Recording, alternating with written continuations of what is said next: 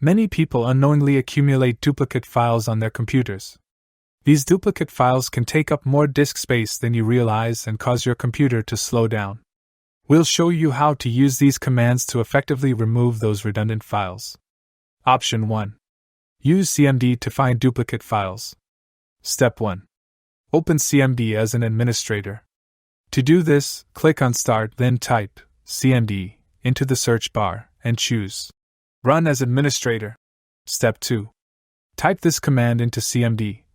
dir/s/b*extension.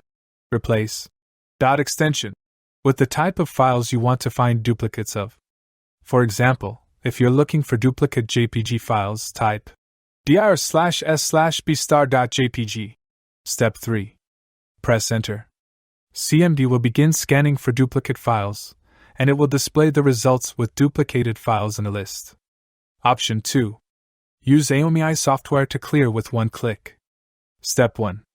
Click the Free Up on the main tab and select Duplicate Files Finder. Step 2. Here, all partitions on your computer will be displayed. You can personalize it according to your needs and click Scan. In addition, if a partition is locked, the program will still scan it and display duplicate files on the partition. However, it is unable to delete the duplicated files on the locked drive. Step 3.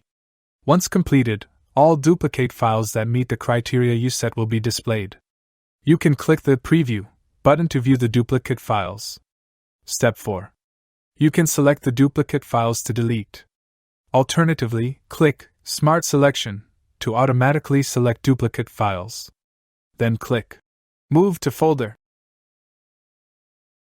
Thank you for watching here. See you in the next 2 videos. If you have any questions, please leave a comment or send us an email.